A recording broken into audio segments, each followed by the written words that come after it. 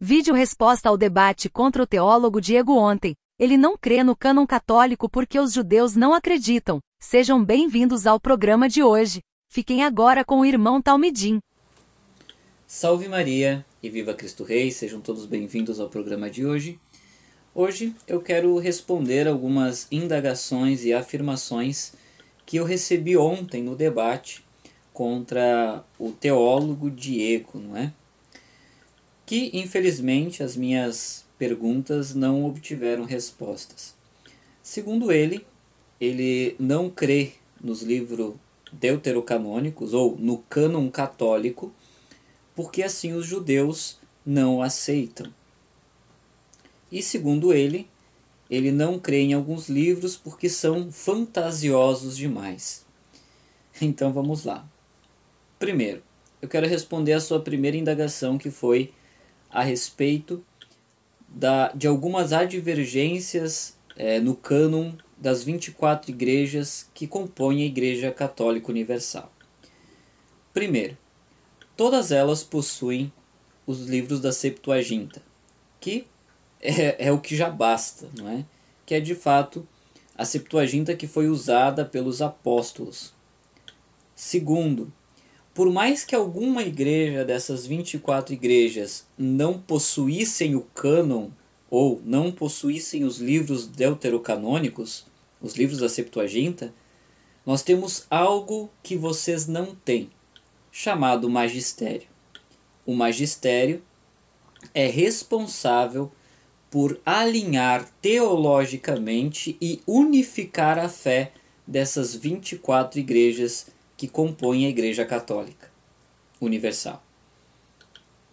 Então, por mais que qualquer igreja dessas 24 não possuíssem algum livro da Septuaginta, o magistério ele é responsável por unificar a fé. Ou seja, todas essas 24 igrejas possuem uma espinha dorsal. O que significa isso, teólogo Diego?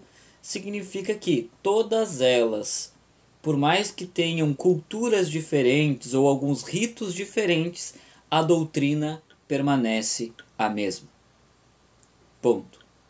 Então isso já não é critério para você dizer, por exemplo, que a Igreja Católica é uma bagunça.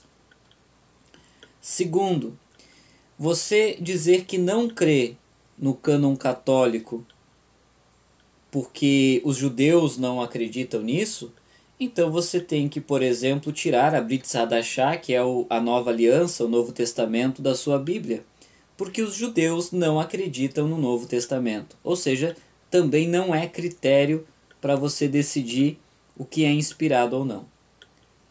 Terceiro, a Igreja Católica ela foi responsável pelo cânone, pela compilação das Escrituras. Então, a mesma igreja que compilou os 27 livros do Novo Testamento que você aceita é a mesma igreja que compilou, que introduziu os livros deuterocanônicos. Então quer dizer o quê? Que a igreja ela acertou no Novo Testamento e errou nos livros deuterocanônicos. O Espírito Santo acertou na compilação do Novo Testamento e errou na compilação, na introdução do Antigo Testamento. Ou seja, isso também não faz nenhum sentido. A Igreja Católica não é um banquete que você senta e você pega o que você quer. Ou você aceita o que de fato a Igreja Católica, através dos concílios, decidiu, ou você não aceita. Não dá para pegar tópicos, eu aceito isso e não aceito outra coisa. Ou aceita tudo ou não aceita nada. Você disse no debate que você não crê, por exemplo, no livro de Tobias, porque a fumaça de um peixe ali causou a libertação de um casal.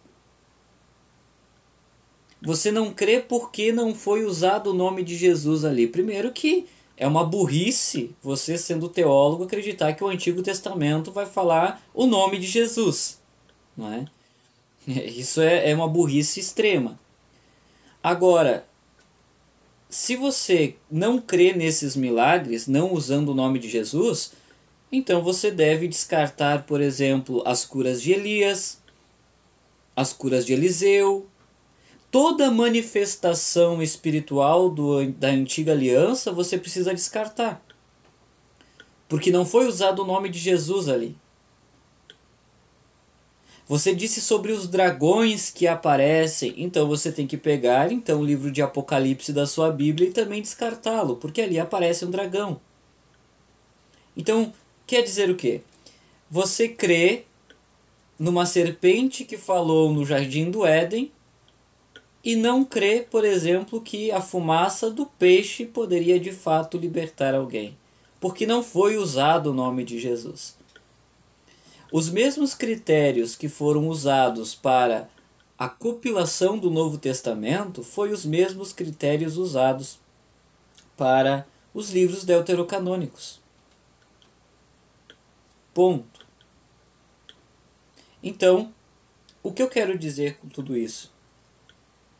É que quando nós entramos no debate em relação ao cânon, nós precisamos de fato entender algumas coisas. Primeiro, os judeus não têm autoridade para dizer o que é e o que não é. Porque agora esta autoridade está sobre a igreja, através dos concílios. Você teve a cara de pau de dizer para nós, do apostolado ontem, que a religião cristã é judaico-cristã. Isso não tem nenhuma evidência histórica sobre isso. Ou você é católico, ou você é cristão, ou você é judeu. As duas coisas não funcionam.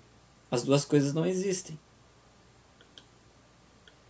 Então, eu sei que em 7 minutos é pouco tempo para explicar aqui, mas nós nos baseamos na Septuaginta, que é de fato o termo que os apóstolos eram acostumados. Né?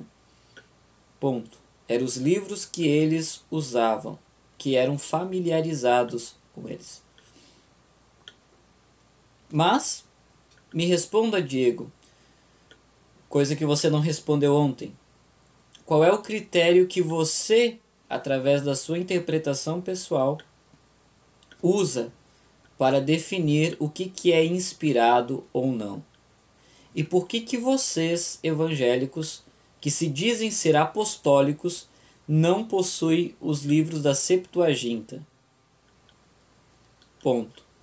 Essa é a minha dúvida. De que maneira você, através da sua interpretação pessoal, define o que é inspirado ou não? E de que maneira você, ontem no debate, por exemplo, de que maneira você separa o que é de Deus e o que não é, através da sua interpretação pessoal. Que o Senhor te abençoe.